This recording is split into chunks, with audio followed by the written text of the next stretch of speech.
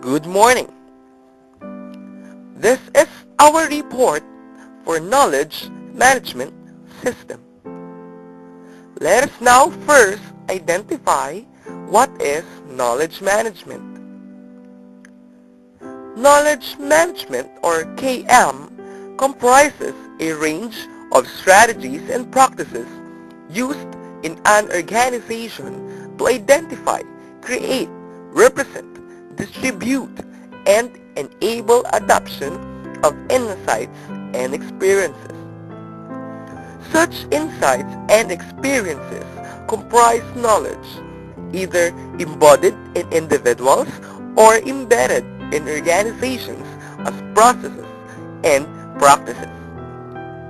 KM is a formal process of determining what information a company has that can benefit others in the organization, in making the information easily available for use by those who need it.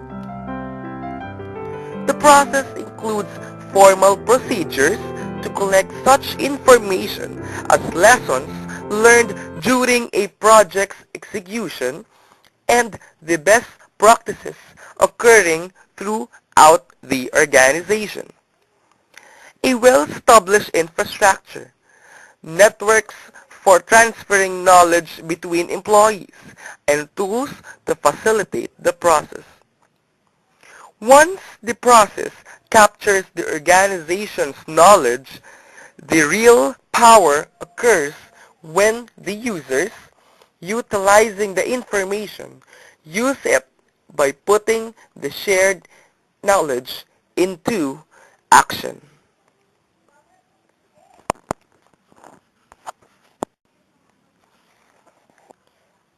Now, let us learn about Knowledge Management System.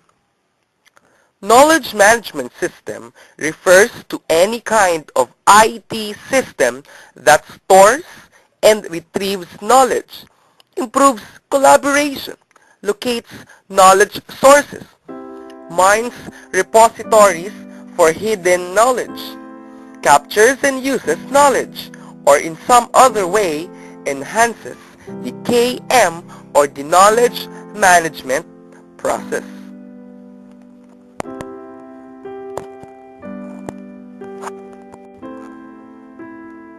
Any system like KMS encounters problems and failures.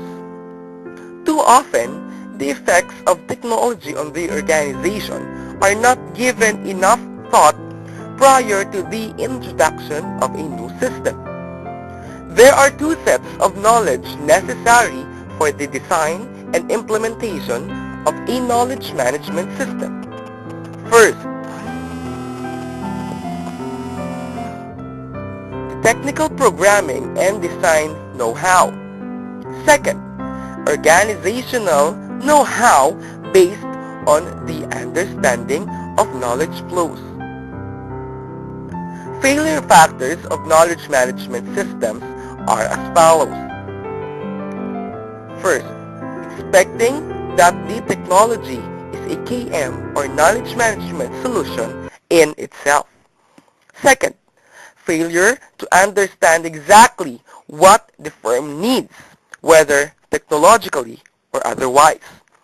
Third, not understanding the specific function and limitation of each individual system. Fourth, lack of organizational acceptance and assuming that if you build it, they will come. Fifth, inadequate quality measures like lack of content management. Sixth, inadequate support, managerial and technical, during both implementation and use. We also have lack of organizational, departmental, or any parts of the organization's fit. Does it make working in the organization easier? Is a system appropriate in one area of the firm but not another? does it actually disrupt existing processes? Lastly, lack of understanding of knowledge dynamics and the inherent difficulty in transferring knowledge with IT-based system.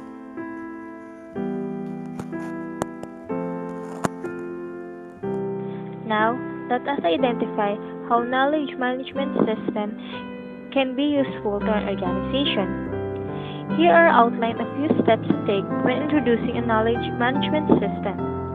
These steps already assume that other knowledge management, learning, or cultural initiatives are already in place. The steps are: first, knowledge management system organizational fit. Start with an internal analysis of the firm. Evaluate information or knowledge needs and flows, lines of communication, and communities of practice.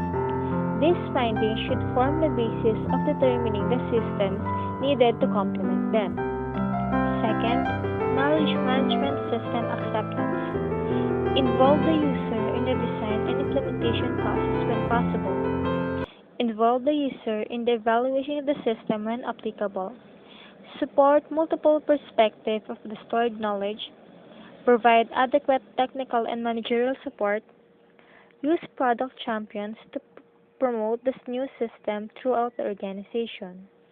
Third, knowledge management system continued use. This depends on two factors.